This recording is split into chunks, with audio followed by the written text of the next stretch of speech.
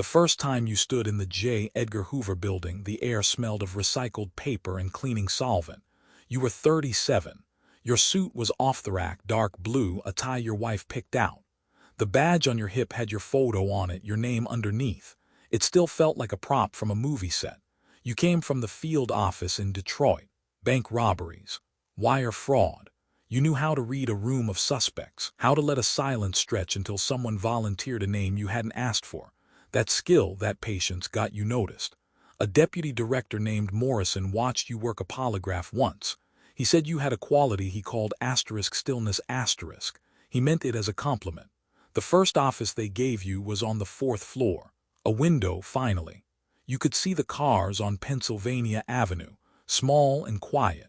In your desk drawer, there was a government-issued pen, a box of paper clips, and a file on a Middle Eastern terrorist cell you'd never heard of before that morning. You read it 3 times. The details were thin, the implications were not. Morrison took you to lunch at a deli 2 blocks west. He ordered a corned beef sandwich on rye. You had the same. He talked about the Bureau's budget meeting for 30 minutes. You barely touched your food. You understood even then that the real test wasn't your intelligence. It was your endurance. For a year, you arrived at 6:30 in the morning and left after 8 at night. You learned the language, budget lines, signing authorities, bureau policy on interagency memorandums. You learned which senators could kill a program with a phone call and which congressmen would trade oversight for a classified briefing they could leak. You learned to say nothing in 4 different ways. Your wife started leaving dinner in the refrigerator, Tupperware containers with labels, *chicken, Thursday, you watched her handwriting change over the months, more careful, smaller. The first time you testified on the Hill, you sat at a long table under hot lights. The room smelled like hairspray and old wood. A senator with a white mustache asked you a question about a domestic surveillance program. You answered exactly the way the legal team had prepared. He asked the same question again. You gave the same answer. He smiled, not warmly, and moved on. Afterward, Morrison shook your hand in the hallway. He said you didn't flinch. That was the day they started trusting you with real things. You were promoted to assistant director for counterterrorism at 41. The title came with a larger office, a dedicated staff, and a secure phone line that buzzed at unpredictable hours. The first call you took at 3 in the morning was about a cargo ship anchored in the port of Newark. The caller said there was a discrepancy in the manifest. You stayed on the phone until dawn, cross-referencing shipping records and customs data. The discrepancy turned out to be a paperwork error, but the weight of that 3 a.m. call stayed in your chest for a week. The second call, 18 months later, was not an error. You were 48 when your name appeared in the *Washington Post* as a candidate for deputy director. Your wife saw it first. She left the article on the kitchen counter with a post-it note that just said, *call me. You didn't call. You came home late and found her asleep on the couch, the newspaper folded neatly on her chest. The nomination process took 7 weeks. Background investigators interviewed your neighbors, your college roommate, your tax preparer. They asked your wife questions about your marriage. She told you later that she sat in a room with 2 women who did not smile, and she answered questions about the 9 months you dated before getting engaged. She said she felt like she was being processed for a crime she didn't commit. You were confirmed by a vote of 92-6. The deputy director's office was on the 7th floor. The carpet was blue, the same shade as the seal on the wall. Your desk had a direct line to the director, another to the White House Situation Room. You learned which ring pattern was which. 2 short buzzes meant the director. 1 long one meant the White House. The silence between calls was the real substance of your day. You attended the morning briefing every day at 7:30. The briefers were young, smart, nervous. They stood in front of a screen and walked through the threats that had surfaced overnight. A shipping container in Baltimore. A pattern of bank transfers through the Gulf states. A chatter spike on an encrypted forum you had read about but never seen. You nodded. You asked 1 question per briefing. The briefers learned to expect it.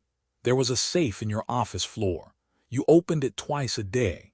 Inside were files you could not discuss with anyone, not even the director, depending on the classification level. You kept a list in your head of things you would never tell your wife. It grew. At 52, the director retired. The president called you on a Sunday afternoon. You were in the backyard watering the rose bushes. Your wife handed you the phone with a look you had learned to recognize. A look that said, asterisk, something is about to change and I can't stop it. Asterisk, the president offered you the job. You said yes before you stood up straight. The FBI director does not have a term limit. They serve 10 years by custom. Some serve less. Some serve more. You swore the oath in the Roosevelt room. The president shook your hand. Cameras clicked. Your wife stood in the second row, her hands folded in front of her, a smile that didn't reach her eyes. Your first week as director, you asked for the threat matrix.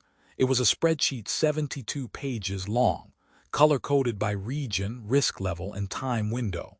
Some cells were red.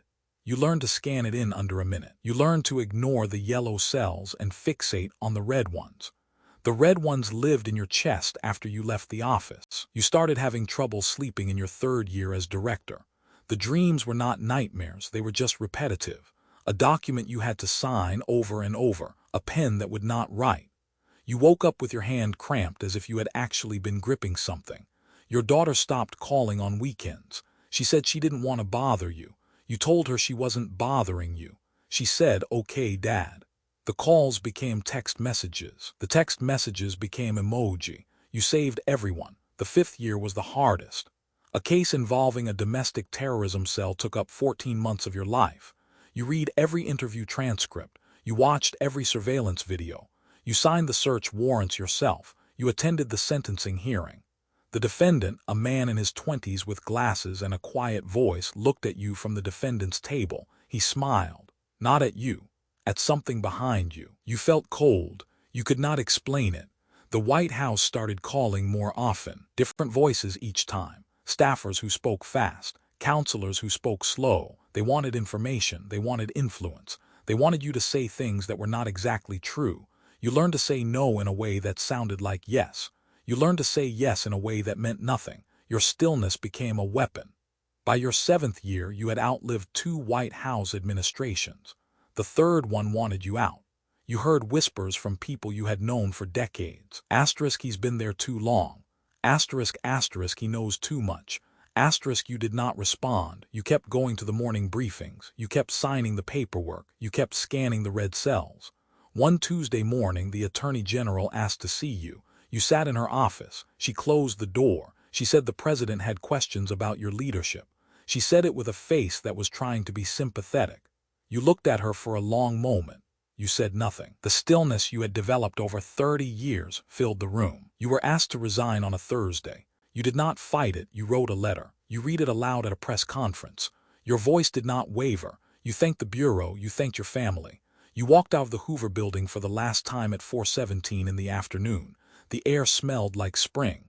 Your wife was waiting in the car. She had her hands on the steering wheel, both of them. She looked at you. She did not say anything. You got in. She drove home. That night, you sat on the back porch. The rose bushes were dead. You had not watered them in years. Your wife came out with 2 cups of coffee. She handed you one. You both sat in silence. She said, asterisk, what do you do now? Asterisk, you said, asterisk, I don't know. Asterisk, she waited. Then you said, asterisk, I could probably teach at Georgetown. Asterisk, she nodded. She looked at the dead roses. The first morning of your retirement, you woke up at 5:45. The house was quiet. You sat on the edge of the bed and stared at the wall. No calls, no briefing, no red cells. You sat there for an hour. Your wife found you when she came down for coffee. She put a hand on your shoulder. She said something you didn't hear. You were not thinking about the mountains. You were not thinking about the lake. You were thinking about the safe in the floor of the 7th floor office. There were things in it you could not discuss. You were thinking about whether the next director would find them. You were thinking about whether that mattered anymore. You stood up. You went to the kitchen. You poured a cup of coffee. You looked out the window at the street. A car drove by. Another one. The mailman walked past. You sat down at the table. You drank your coffee. It was cold.